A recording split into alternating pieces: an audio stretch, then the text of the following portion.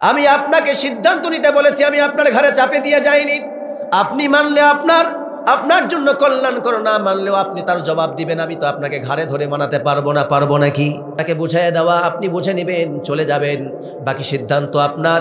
তবে আমি এতটুকুন বলতে পারি, কোরআনের পথে আসুন, কোরআনের পক্ষে থাকুন। আমি মুসলমান, অন্তত কোরআনের বিপক্ষে যাব না, অন্তত আল্লাহ তাআলার কাছে জবাবদিহি করতে পারবো। আল্লাহ তাআলা হয়তো বা যদি কবুল করেন, এর ওসিলায় আল্লাহ রাব্বুল আলামিন মাফ করে দিতে পারেন।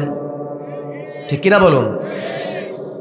কিন্তু যারা কোরআনকে বলে রাজনীতি মানি না, কোরআনের বিচার নীতি মানি না, আমরা তো কোরআনের রাজনীতি প্রতিষ্ঠার জন্য বাংলাকে স্বাধীন করি নাই। আমাদের অমুকের আদর্শ আছে, তমুকের আদর্শ আছে, এইভাবে বলে যারা কোরআনের রাজনীতিকে প্রত্যাখ্যান করে, বঙ্গভবন থেকে, রাষ্ট্রীয় জীবন থেকে, রাজনীতি থেকে, অর্থনীতি থেকে, বিচার নীতি থেকে, আল্লাহ রাব্বুল আলামিন তাদেরকে বলছেন, যারা তোমরা শুধু নামাজে কোরআন মানো, বিয়ে শাদিতে কোরআন মানো, তোমরা যারা জানাজায় কোরআন মানো, আর বাপ মা মারা গেলে পৈতৃক সম্পত্তি ভাগ বাটোয়ারা করার সময় কোরআন মানো, আমি রাব্বুল আলামিন তাদের জবাব দিয়ে বলছি এইভাবে। আল্লাহ পাক বলেন, আফাতুমিনুনা বিবাদিল কিতাবি ওয়া তাকফুরুনা বিবাদ ফামা জাযাউ মান ইয়াফআলু যালিকা মিনকুম ইল্লা খিযুন ফিল হায়াতিদ দুনিয়া ওয়া ইয়াওমাল কিয়ামাতি ইউরাদ্দুনা ইলা আশাদ্দিল আযাব। আল্লাহ রাব্বুল আলামিন বলেন, যারা বলে কোরআনের শুধুমাত্র কোরআনের নামাজ মানি, কোরআনের কুরবানি মানি, কোরআনের আকিকা মানি, আমরা কোরআনের কিছু অংশ বিয়েতে মানি, কিছু অংশ জানাজায় মানি, আর কিছু অংশ বিয়েতে মানি, বাকি জীবনটা রাজনৈতিক জীবন, ব্যক্তি জীবন, পারিবারিক জীবন, সামাজিক জীবন, রাষ্ট্রীয় জীবন, বিচার ব্যবস্থা, স্কুল কলেজ বিশ্ববিদ্যালয় মাদ্রাসা, প্রত্যেকটি সেক্টরে, অফিস আদালতে কোরআন মানতে রাজি না।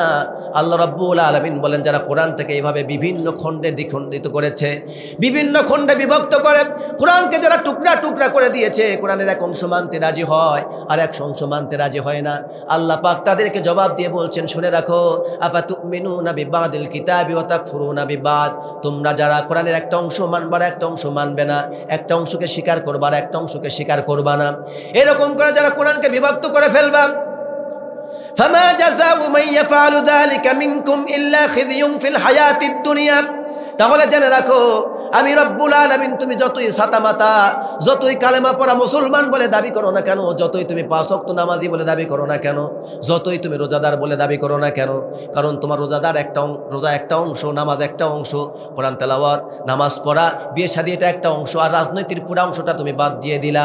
এইভাবে যারা কোরআনের একটা অংশকে গ্রহণ করে আর একটা অংশকে যারা বাদ দিয়ে রাখে, বিশেষ করে যারা কোরআনের রাজনীতি, অর্থনীতি, বিচার নীতি যারা বাদ দিয়ে রাখে, আল্লাহ রাব্বুল আলামিন বলেন, এদেরকে আমি দুনিয়ায় পদে পদে লাঞ্ছিত করব, এদেরকে দুনিয়ায় পদে পদে ব্যর্থ করে দেব, এদেরকে দুনিয়ায় আমি নির্যাতিত, নিষ্পেষণে তাদের শিকার করাবো, আর পরকালে তো আমি রব্বুল আলামিন তাদের জন্য জাহান্নামের কঠিন আযাবের ব্যবস্থা রেডি করে রেখেছি। এবার বলুন, আল্লাহ পাক বলছেন, যারা কোরআনের একটা অংশ মানে আর একটা অংশ অস্বীকার করে, অর্থাৎ একটা অংশ স্বীকার করে আর একটা অংশের সাথে কুফরি করে, আল্লাহ বলছেন এদেরকে আমি দুনিয়ায় লাঞ্ছিত করব, অপমানিত করব, দুনিয়ায় তাদেরকে পরাজিত করে দিব, আর আখিরাতে তাদেরকে জাহান্নামের কঠিন আযাবের মধ্যে নিক্ষেপ করব। এখন বলুন তো, দুনিয়ায় মুসলমানরা সম্মানিত না দুনিয়ায় অপমানিত? আওয়াজ দিয়ে বলতে হবে, আমরা কি সম্মানিত না অপমানিত? রাজনৈতিক সেক্টর, সামরিক সেক্টর, বিচার ব্যবস্থা, সব জায়গায় অফিস আদালত কি কোরআন চলে, নাকি বাম রামদের, কমিউনিস্টদের, ইহুদি খ্রিস্টানদের তৈরি করা মতবাদ এবং আইন চলে? যারা আল্লাহর আইনকে প্রত্যাখ্যান করে, ইহুদি আর খ্রিস্টানদের আইনকে যারা প্রভু বলে মেনে নেয়, এই জাতি তো কোনোদিন সফলতার স্বর্ণ শিখরে পৌঁছাতে পারে না। এই জাতির কপালে আরো লাঞ্ছনার গঞ্জনা চেপে বসবে। আওয়াজ তুলে বলুন মুসলমান, ঠিক কিনা? প্রিয় ভাইয়েরা আমার, তাহলে আমরা বর্তমানে মার খাচ্ছি কেন, নির্যাতিত হচ্ছে কেন, তার সংক্ষিপ্ত জবাব, এক বাক্যে উত্তর কি বলুন? কোরআন না মানা না, কোরআনের একটা অংশ মানি আর একটা অংশ। তাহলে আমরা যদি বিজয়ী হতে চাই, আমরা যদি নেতৃত্ব দিতে চাই, আমরা যদি গোটা বিশ্ব শাসন করতে চাই মুসলমান, আবার এক হাতে কোরআন ধরো আর এক হাতে তরবারি ধরো, আর আল্লাহর নাম মুখে জপতে থাকো। রাতের বেলায় তাহাজ্জুদের সিজদা দাও, আর দিনের বেলায় দিনের ময়দানে লড়াই করতে থাকো।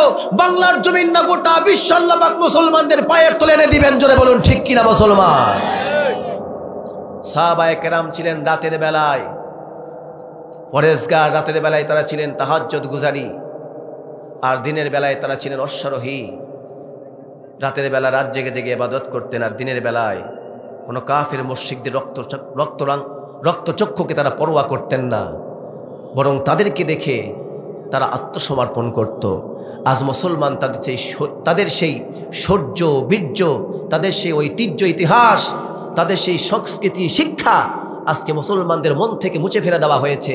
বিভিন্ন ইতিহাস বিকৃতির মাধ্যমে, স্কুল কলেজ বিশ্ববিদ্যালয়ের বইগুলির মধ্যে বিকৃতির মাধ্যমে আজকে মুসলমানদের সন্তানদেরকে নাচ গান, থিয়েটার, জেনা, ব্যভিচার, ছোটবেলা থেকে কিভাবে তাদের চরিত্র নষ্ট করা যায় সেই শিক্ষা ব্যবস্থা আজকে আমাদের পাঠ্যপুস্তকের মধ্যে দিয়ে আমাদের মুসলমান সন্তানগুলিকে কাপুরুষ, ভীতু, তাদেরকে মুনাফিক এবং বেঈমান বানানোর ষড়যন্ত্র করা হচ্ছে।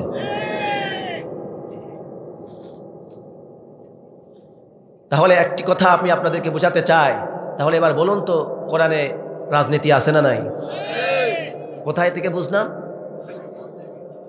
আল্লাহ রাব্বুল আলামিন বলেন, ইন্না আনজালনা ইলাইকাল কিতাবা বিল হাক্কি লিতাহকুমা বাইনান নাসি বিমা আরাকাল্লাহ ওয়ালা তাকুন লিল খাইনিনা খসীমা। আল্লাহ বলছেন, এই নবী, আমি আপনার উপরে কোরআন অবতীর্ণ করেছি এই জন্য যাতে করে আমি আল্লাহ পাক যেইভাবে আপনাকে বিচার করতে দেখিয়েছি, আপনি পুরা মানব সমাজের ঠিক কোরআন দিয়ে ওইভাবে বিচার করবেন। কারো কোনো নিন্দুকের নিন্দা, কারো কোনো হুমকি ধুমকির পরোয়া আপনি করবেন না। আমি তো আল্লাহ আপনাকে নিরাপত্তা দান করব।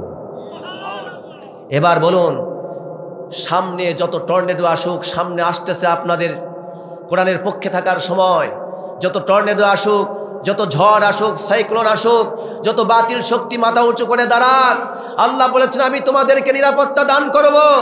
আল্লাহর বিচার ব্যবস্থা, শাসন ব্যবস্থা বাংলার জমিনে আমরা দেখতে চাই।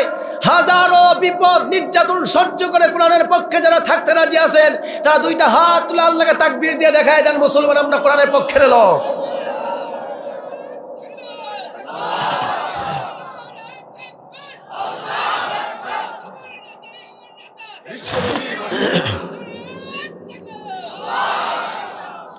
আমার প্রিয় ভাইয়েরা, তাহলে একটা জিনিস সংক্ষেপে আপনাদেরকে বোঝানোর চেষ্টা করেছি। তাহলে কোরআনের রাজনীতি আছে? আমাদের বলেন, কোরআনের রাজনীতি আছে? তাহলে সেই রাজনীতি আমরা মানতে রাজি আছি তো ইনশাআল্লাহ? আল্লাহ কবুল করুন, বলুন আমিন। এবার আসুন, সামনে যেহেতু রাজনীতি কোরআনে পেলাম, রাজনীতি যদি করি তাহলে তো দল লাগবে, ঠিক কিনা বলুন? আল্লাহ বলছেন আমি দলের কথাও কোরআনে বলে দিয়েছি, সুবহানাল্লাহ বলবেন না? আল্লাহ বলছেন হিজবুল্লাহ ওয়া হিজবুশ শাইতান। আল্লাহ বলছেন শয়তানের দল পরাজিত হবে, ব্যর্থ হবে, অবশেষে আমি আল্লাহ ওয়াদা করলাম আমার দল বিজয়ী হবে। এত আস্তে বললেন, মনে হয় এখনই পরাজয় মেনে নিয়েছেন। আওয়াজ দিয়ে শোনান শয়তানদেরকে, সুবহানাল্লাহ। এবার বলুন, আমরা হিজবুল্লাহর পক্ষে না হিজবুশ শাইতানের পক্ষে? হিজবুল্লাহ মানে আল্লাহর দল, আর হিজবুশ শাইতান মানে শয়তানের দল। হিজবুল মানে দল, আর শয়তান মানে তো শয়তান, মরদুদ, অভিশপ্ত। হিজবুল্লাহ মুজাফ, মুজাফ ইলাইহি ইজাফাত করা হয়েছে। এখানে বলা হচ্ছে শয়তানের দল আর আল্লাহর দল। এখন যেহেতু আমরা রাজনীতি করছি, কিসের রাজনীতি বলুন তো? হ্যাঁ, বিষয় ভুলে গেলে চলবে না। বলুন কিসের রাজনীতি? কোরআনের রাজনীতি। রাজনীতি যেহেতু শুরু হয়েছে, এখন কি দরকার নির্বাচনের জন্য? আওয়াজ দেয় না? আওয়াজ দিন আরো জোরে। দল কয় প্রকার? হিজবুল্লাহ, হিজবুশ শাইতান। একটা হচ্ছে আল্লাহর দল আর একটা হচ্ছে শয়তানের দল। এবার একটু কনক্লুশনে আসি। আপনারা বলুন তো, কোন দলটা অবশেষে চূড়ান্তভাবে বিজয়ী হবে? আওয়াজ দিয়ে বলুন, মুসলমান কার দল? হিজবুল্লাহ না হিজবুশ শাইতান? আওয়াজ দিয়ে বলুন, হিজবুল্লাহ না হিজবুশ শাইতান? আমরা কি? আমরা কি? আওয়াজ দিয়ে বলুন, আমরা কি? এখন অনেক লোক বলতে পারছে না, সাহস নেই বুকে। আওয়াজ দিয়ে বলুন, আমরা কি? মনে থাকবে? হ্যাঁ, দেখবেন সামনে আসতে সময় মাথায় টুপি পরবে, মসজিদে যাবে 2-4 বার, হ্যাঁ, পেশাব করে পানি নেবে না কিন্তু মসজিদের মধ্যে ঢুকবে, এক নামাজ 2 বার পড়বে।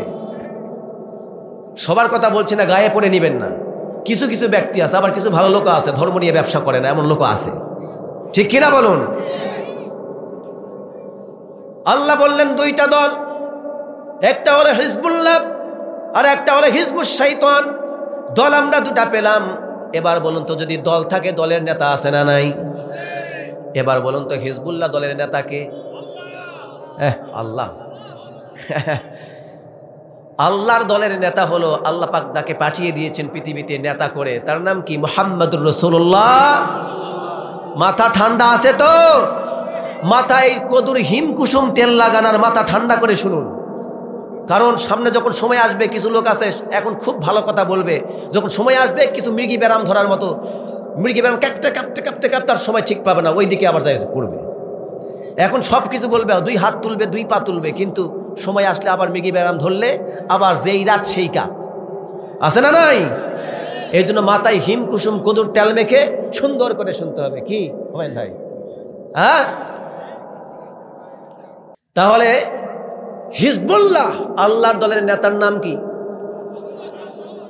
আপনি এতগুলা মানুষ এই যে জবাব দিলেন, মনে হচ্ছে কে যেন বলতেছে, মাসা বাজারের মতো গুনগুন, কারো কোনো আওয়াজের মিল নাই। একটু সুন্দর করে জবাব দেন না। আমাদের প্রিয় নবীর নাম কি? আরো জোরে। তাহলে মুহাম্মদ সাল্লাল্লাহু আলাইহি ওয়াসাল্লাম হলে আল্লাহর দলের নেতা, আর হিজবুশ শয়তান এই দলের নেতা কে? শয়তান। জোরে বলেন কে? শয়তান ইবলিস তো আমরা দেখতে পাই না। আল্লাহ বলছেন মিনাল জিন্নাতি ওয়ান নাস। শয়তান হলো 2 প্রকার, একটা হলো মানুষ আর একটা হলো শয়তান, যাকে চোখে দেখি, আর একটা হচ্ছে চোখে দেখি না, ঠিক কিনা বলুন? জিন শয়তান, মানুষ শয়তান। ওই শয়তানের দলের প্রতিনিধিত্ব করছে শয়তানের অনুসারী একদল মানুষ, যারা শয়তানের গোলাম। জোরে বলুন ঠিক কিনা? তারা দেখবেন ওই লেনিন, কার্ল মার্কস, হেগেল, মাও সেতুং এবং মানুষের তৈরি করা আইন ও কানুন, বাপ দাদার তৈরি করা আদর্শ মতবাদ প্রতিষ্ঠার জন্য জীবন দিচ্ছে, লড়ছে, মরছে, জান মাল নষ্ট করছে, ঠিক কিনা বলুন? আবার এই জমিনে আপনি দেখতে পাবেন রাসূলের আদর্শের অনুসারী যারা অন্তত রাসূলের প্রত্যেকটি আদর্শ মানতে পারে না, কিন্তু ভালোবাসে, বুক দিয়ে অন্তর দিয়ে মানতে পারে না, কিন্তু ভালোবাসে, তারা দেখবেন রাসূলের আদর্শের প্রতিনিধিত্ব করছে। কথা বলুন। তাহলে এখন আমরা যারা আপনাদেরকে নামাজের দিকে ডাকে, এই 2টা দলের আদর্শ 2টা সম্পূর্ণ 2 মেরুতে অবস্থান করে। যারা আল্লাহর দলের প্রতিনিধি করে, ওয়ারাসাতুল আম্বিয়া, আলেম ওলামাগণ, এদের সাথে আমাদেরকে থাকতে হবে। শয়তানের দলে যারা প্রতিনিধি করে, তার সাথে যদি থাকেন, ওরা ডাকবে আপনাকে শয়তান জাহান্নামের দিকে, আর আলেমরা আপনাকে আমাকে ডাকবে, সেটা ভোটের মাধ্যমে হোক, রাজনীতির মাধ্যমে হোক, বিচারের মাধ্যমে হোক, নামাজের মাধ্যমে হোক। আমরা কি ভোটে এসে এই কথা বলি, ভাই সব আমাদেরকে ভোট দেন, দিলে আমরা আপনাদেরকে চুরি করা শেখাবো, ডাকাতি করা শেখাবো, ধর্ষণ করা শেখাবো। আর যত লেনিন, মাও সেতুং, কার্ল মার্কস আছে, আব্রাহাম লিঙ্কন, কিংবা আমার বাপদাদাদের আদর্শ প্রতিষ্ঠার কথা আপনাদেরকে বলবো, ওই আদর্শ মেনে চলবো। কোনো আলেমকে আজ পর্যন্ত এমনভাবে আপনাদেরকে দাওয়াত দিয়েছে মুসলমান? তাহলে উল্টা দিকে দৌড়ান কেন? যারা আপনাদেরকে বাপদাদার আদর্শের দিকে ডাকে, যাদের দাওয়াতের মধ্যে কোরআন নাই, যাদের আদর্শের মধ্যে রাসূলের আদর্শ নাই, তারা ডাক দিলে পঙ্গপালের মতো, হেমিলনের বাঁশিওয়ালার মতো ছুটে চলেন কেন, ইঁদুর বাদুরের মতো? তাহলে বুঝতে হবে আপনি মানুষ, মাথা ঠিক নাই, আপনি পাগল, ঠিক কিনা বলো? আপনি মানুষ, আপনার তো বিবেক আছে, আপনার বুদ্ধি আছে, আপনার জ্ঞান আছে, চিন্তা শক্তি আছে, আপনি বিবেক খাটান না কেন? আপনি বিবেক খাটান না কেন? আমাকে যারা ডাকছে, আসলে তারা কোরআনের পথে ডাকছে নাকি আমাদেরকে অন্যায়ের পথে ডাকতে, জাহান্নামের পথে ডাকতেছে? এতটুকুন কি চিন্তা করে ভাগ করার মতো ক্ষমতা আমাদের নাই? আওয়াজ দিয়ে বলুন নাই? এই বিবেকটা কাজে লাগাতে হবে, বলুন ইনশাআল্লাহ। তাহলে যারা বলে ভাই 5 ওয়াক্ত নামাজ পড়ুন, আমরা ক্ষমতায় গেলে পরে কোরআনের শাসন ব্যবস্থা কায়েম করার চেষ্টা করব, বিধান বাস্তবায়ন করার চেষ্টা করব, আমরা নামাজ কায়েমের জন্য চেষ্টা করব, আমরা নবীর আদর্শ প্রতিষ্ঠার জন্য চেষ্টা করব। আমরা জেনা ব্যভিচার তুলে দেওয়ার জন্য আমরা আন্দোলন করব। আমরা ধর্ষণের বিচার বাস্তবায়ন করব। এগুলি যারা বলে আপনাদেরকে কোরআনের বিচার ব্যবস্থার দিকে ডাকে, মুসলমানদের জন্য ফরজ হলো তার দিকে যাওয়া, আর যারা কোরআনের বাইরে ডাকে মুসলমানদের জন্য হারাম হলো তার থেকে প্রত্যাখ্যান করে নেওয়া। ঠিক কিনা? বুঝেছেন? আমি ব্যাখ্যা দিচ্ছি না খুব বেশি। তাহলে এবার আমরা বুঝলাম, দল পেলাম, রাজনীতি পেলাম, দল পেলাম, দলের দুই বিরুদ্ধে দুইজন নেতা পেলাম। এক দলের প্রতিনিধিত্ব করছেন আমাদের প্রিয় নবী মুহাম্মদুর রাসূলুল্লাহ, আর এক দলের প্রতিনিধি করছে শয়তান কিংবা শয়তানের অনুসরণকারী গোলাম মানুষ নামের কিছু কলঙ্ক, যারা আল্লাহর কোরআন বাদ দিয়ে মুসলমান নিজেকে পরিচয় দেয় কিন্তু আল্লাহর কোরআন পছন্দ করতে পারে না, পার্লামেন্টে দেখতে চায় না। মুসলমানরা যখন কোরআনের আন্দোলনের কথা বলে, রাজনীতির কথা বলে, কোরআনের বিচার ব্যবস্থার কথা বলে, তখন এই আলেমদেরকে তারা জঙ্গিবাদ বলে ট্যাগ দেয়, আলেমদেরকে তারা রাজনীতির কথা বলে ট্যাগ দেয়, আলেমদেরকে তারা উগ্রবাদ বলে ট্যাগ দেয়, আলেমদেরকে ওরা আবার নতুন করে পাকিস্তানের বন্ধু বলে ট্যাগ দেয়। বুঝতে হবে এরাই বাংলার জমিনের নতুন ফ্যাসিবাদ। আওয়াজ দিয়ে বলুন ঠিক কিনা মুসলমান? কথা বুঝতে কষ্ট হচ্ছে আপনাদের?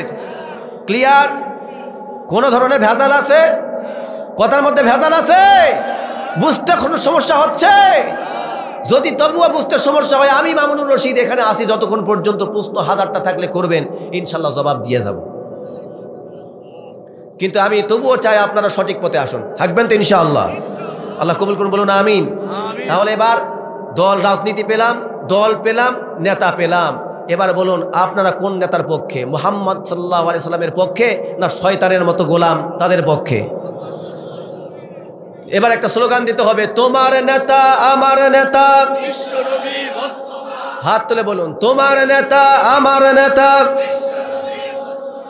বিশ্বনবী মুস্তাফা, তোমার নেতা আমার নেতা। নারায়ে তাকবীর, আল্লাহু আকবার। কোরআন সুন্নাহর আলো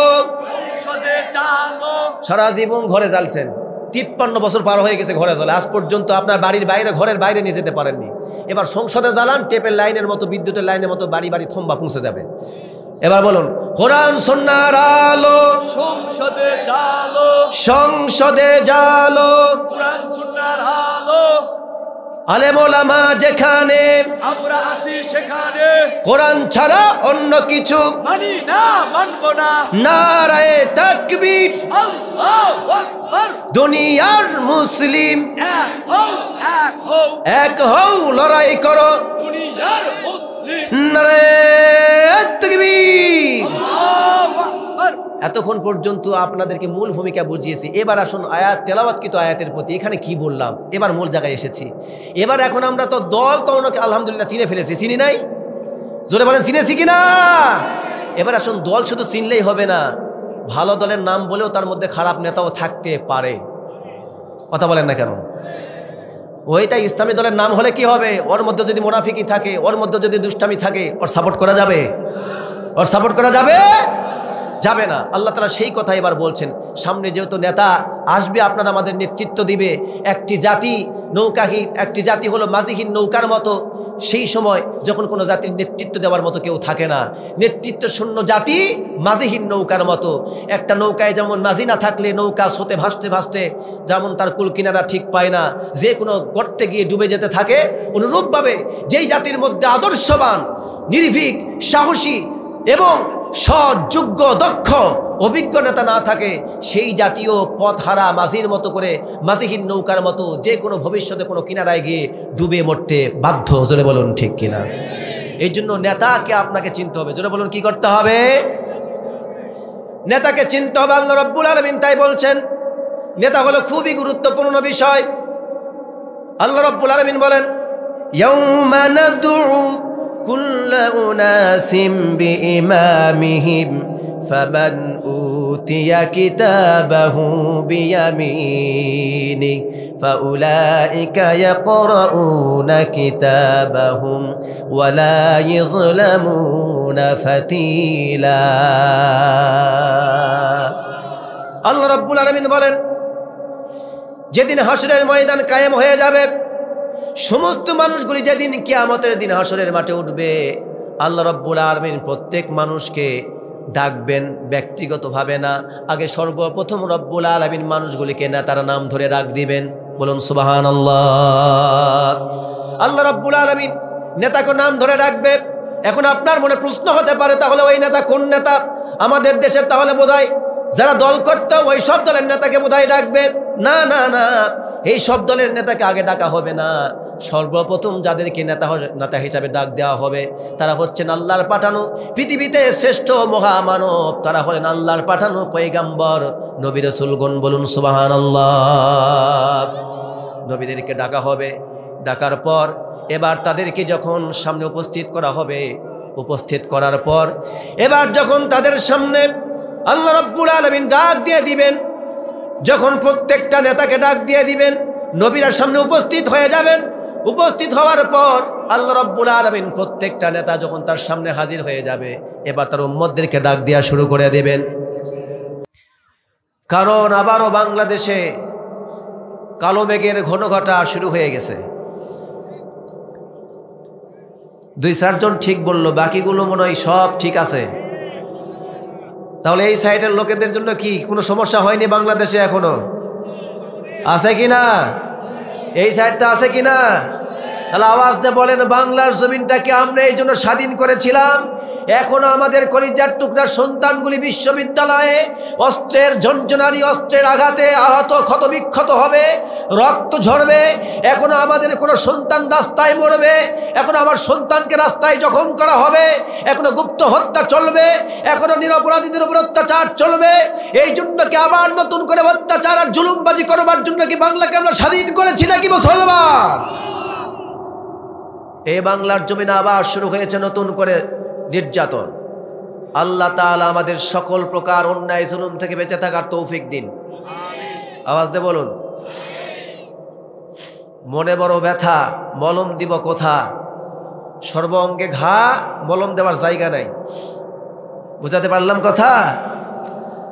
তো আমি বেশিক্ষণ কথা বলবো না, আমি আপনাদের সামনে সংক্ষিপ্ত কিছু কথা বলবো। তবে জাতির জন্য যা প্রয়োজন আজকে আপনাকে সংক্ষিপ্ত আকারে সেই টিপসটা দিয়ে যেতে চাই।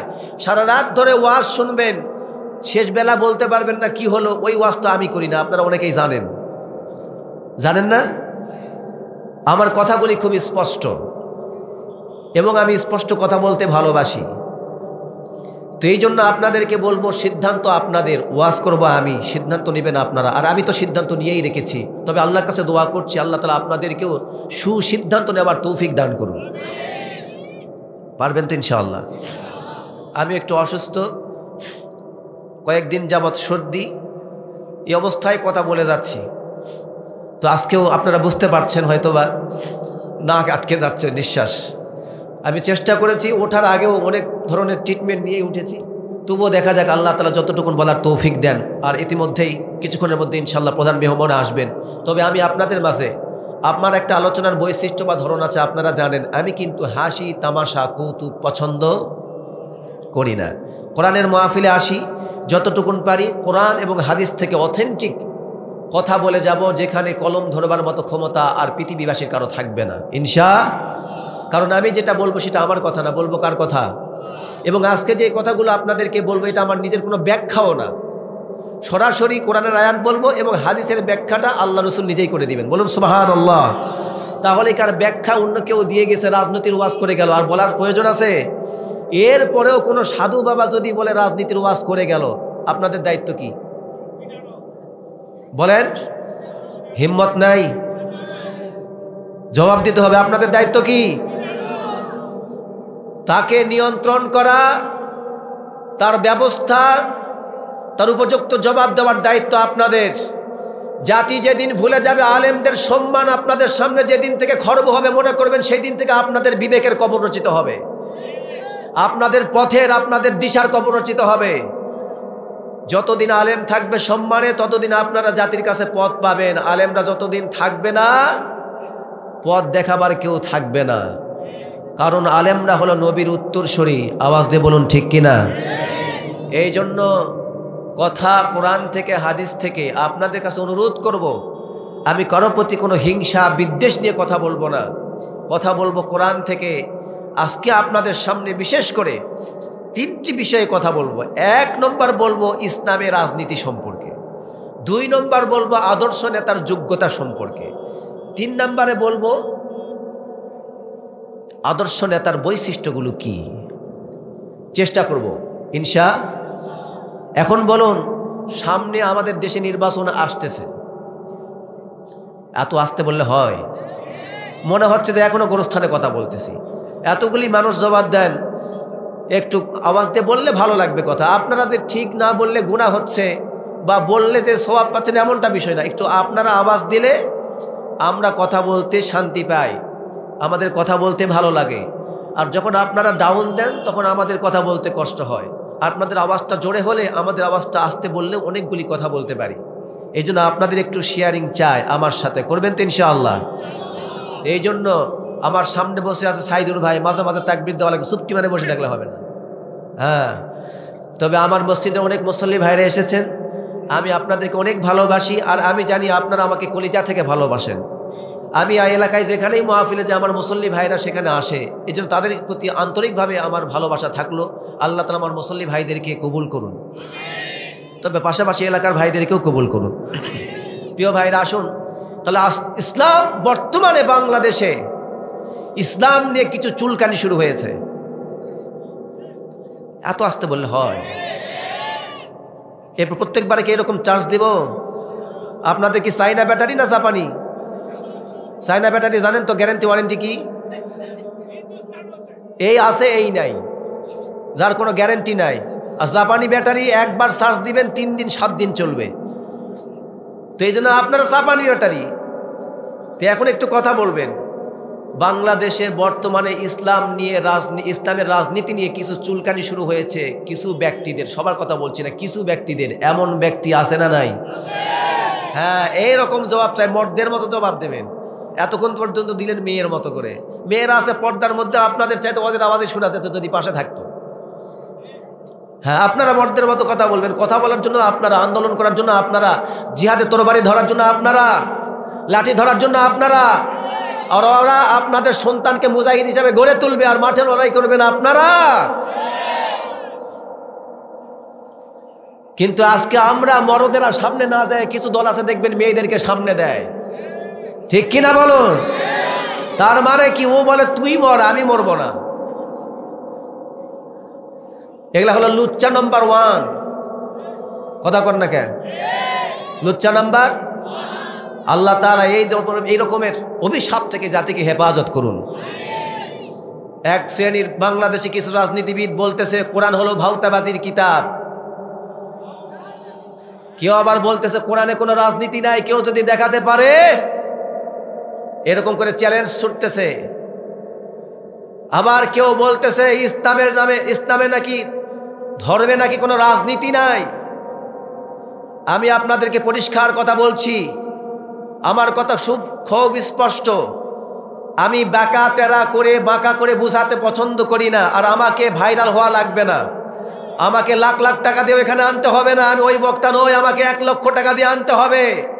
তবে আপনি আমার কাছে 10 টাকা দিয়ে যে ওয়াজ শুনতে পারবেন বাংলাদেশের ভাইরাল বক্তার কাছ থেকে, ওই কথা শুনতে পারবেন না। কারণ আমরা কথা বলি হক নিয়ে, বুকে হিম্মত নিয়ে। এই জন্য আপনাদেরকে কথা বলছি, বর্তমানে যারা বলে ইসলামের রাজনীতি নাই, কোরআন ভাউতাবাজির কিতাব, কোরআনে যদি রাজনীতি থাকে, এইরকম বলে কোরআনকে যারা চ্যালেঞ্জ ছুটতেছে, তারা যদি না বুঝে করে থাকে তওবা করতে হবে। আর যদি তারা না বুঝে করে থাকে তাহলে জাতির কাছে ক্ষমা চাইতে হবে। আর যদি বুঝে শুনে করে থাকে তাহলে আপনারা বুঝবেন এরা প্রত্যেকেই কাফের মুশরিকদের দালাল, এরা প্রত্যেকেই ইসলামের চূড়ান্ত দুশমন। এরা ইসলামকে সহ্য করতে পারে না, এরা আলেমদেরকে সহ্য করতে পারে না। জোরে বলুন ঠিক কিনা? আল্লাহ বলেছেন কোরআনে রাজনীতি আছে। আরে ভাইয়া, আরে মিয়া, কোরআন তো হলো রাজনীতির কিতাব। কোরআন কিসের কিতাব? রাজনীতি মানে কি বোঝেন? হ্যাঁ, রাজনীতি মানে বুঝেন কি? রাজনীতি মানে কি বোঝেন? আপনি যে বাড়িতে স্বামী স্ত্রী বসবাস করেন, ওটাও একটা রাজনীতি, ওটা পরিবার নীতি। আপনি যে রান্না বান্না করেন, যে নিয়মে চাউল রান্না করেন, ওটা রান্নার নীতি। আপনি যে বাজারে যান, ব্যবসা বাণিজ্য করেন কোন কায়দায়, সেটা ব্যবসা নীতি। আপনি যখন রাষ্ট্র চালাবেন সেটা হলো রাষ্ট্রনীতি। আল্লাহ তাআলা কোরআনে আপনার পরিবার নীতি বলতে পারলেন, কোরআনে আল্লাহ তাআলা ব্যবসা নীতি বলতে পারলেন, রাজনীতি, অর্থনীতি আর রাষ্ট্রনীতি বলতে পারেননি। আছে না নাই? আছে না নাই? আওয়াজ দিয়ে বলুন। যারা বলে কোরআনে রাজনীতি নাই, কোরআন ভিন্ন, যারা কোরআন নিয়ে রাজনীতির নামে বাংলাদেশে ধর্ম ব্যবসা করছে, এদের মুখে জুতা মারতে হবে। আগামীতে যেন বাংলার জমিনে ধর্ম নিয়ে রাজনীতি নিষিদ্ধ যারা করতে চায়, জুতা পিটা করে বিদায় করে দিতে হবে। যারা বলুন ঠিক কিনা? আমাদের জামালগঞ্জের কোনো মঞ্চে কোনো ব্যক্তি যেন ধর্মের রাজনীতি নাই কথা যদি বলে, জামালগঞ্জের বাসীকে তার উচিত জবাব দিতে হবে। পারবেন? দুইটা হাত তুলে আল্লাহকে দেখার মুসলমান।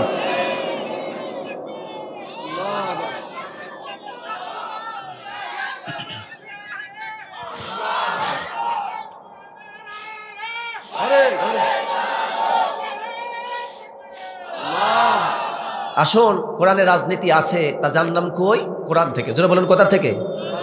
আওয়াজ দিয়ে বলুন। আল্লাহ রাব্বুল আলামিন বলেন, ওয়ানাজ্জালনা আলাইকাল কিতাবা তিবয়ানাল লিকুল্লি শাই ওয়া হুদাও ওয়া রাহমাতাও ওয়া বুশরা লিল মুসলিমিন।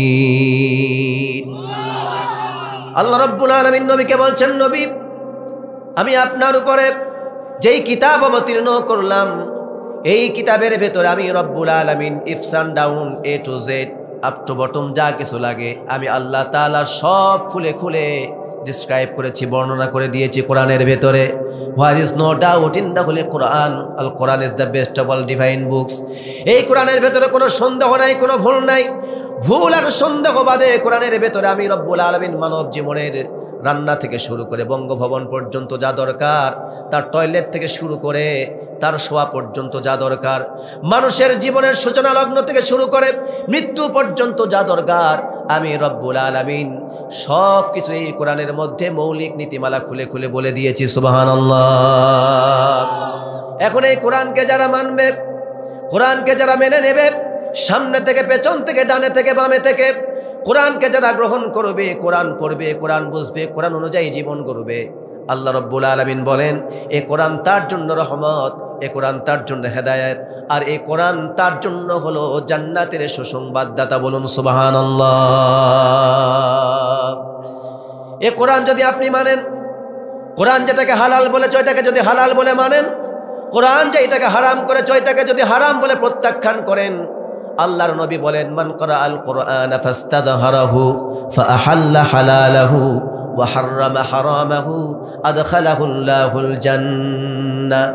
নবীজি বলেন, কোরআন যে এটাকে হালাল বলেছে ওইটাকে যদি আমার বান্দা দুইটা নীতি গ্রহণ করতে পারে কোরআনের, এক নম্বর হলো কোরআন যেটাকে হালাল বলেছে আমার বান্দারা যদি কোরআনের হালালটা মেনে নিতে পারে, আর আমার কোরআন যেটাকে হারাম বলে ঘোষণা করেছে আমার মুমিন বান্দারা যদি কোরআনের হারাম বিষয়গুলি যদি প্রত্যাখ্যান করতে পারে, এই দুইটা কাজ যদি আমার মুমিন বান্দারা করতে পারে, ও আমার ফেরেশতারা সাক্ষী থাকো, আমি আল্লাহ স্বয়ং নিজেই আমার বান্দাদেরকে জান্নাতে প্রবেশ করায়া দিব।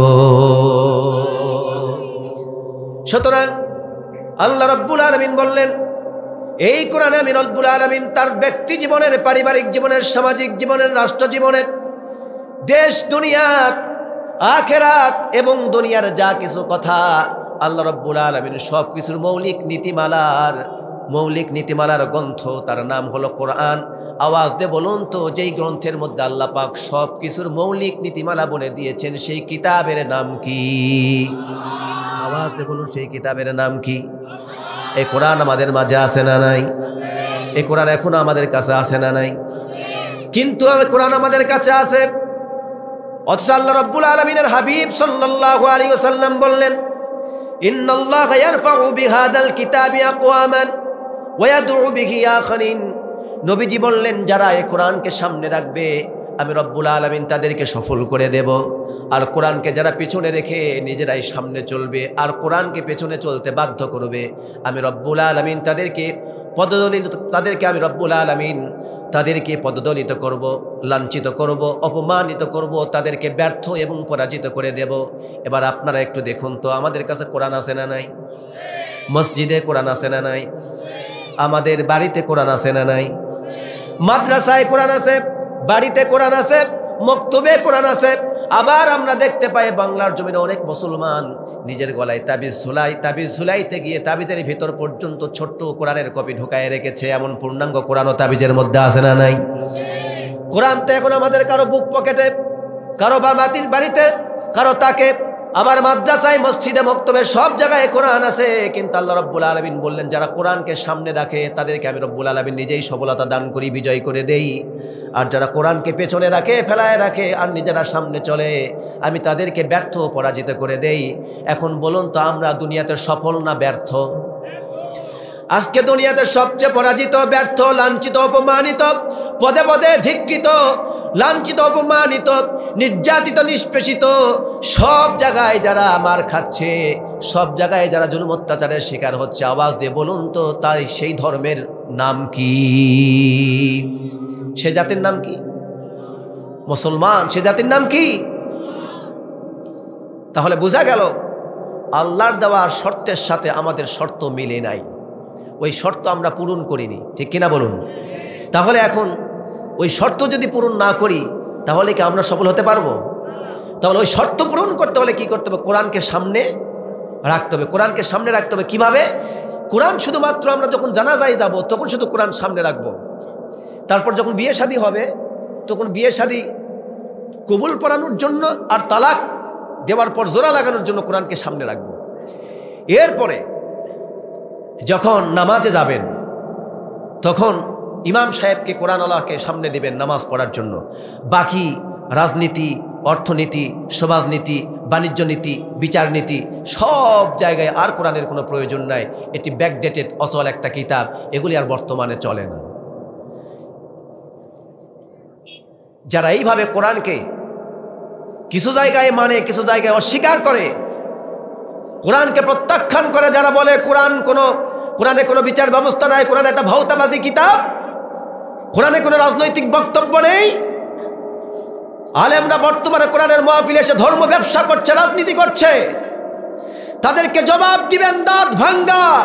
আমরা মুসলমান, আমাদের জন্ম হয়েছে আল্লাহু আকবারের ধ্বনি দিয়ে, মৃত্যুর সময় আল্লাহু আকবারের ধ্বনি দিয়ে আমাদের বিদায় দেওয়া হবে। প্রত্যেকদিন 5 ওয়াক্ত নামাজে আমাদেরকে আল্লাহু আকবারের ধ্বনি দিয়ে আহ্বান করা হয়। ওই আল্লাহর বিধান ছাড়া মুসলমানদের জীবনে কোনো বিধান থাকতে পারে না। জোরে বলুন ঠিক কিনা মুসলমান? আমাদের জীবন, আমাদের মরণ, আমাদের চাওয়া, আমাদের পাওয়া, আমাদের অপেক্ষা, আমাদের সবুর, আমাদের জিহাদ, আমাদের চেষ্টা, আমাদের প্রচেষ্টা, আমাদের লড়াই সব হবে আল্লাহর জন্য, নবীর জন্য, কোরআনের জন্য, ইসলামের জন্য, মুসলমানের জন্য।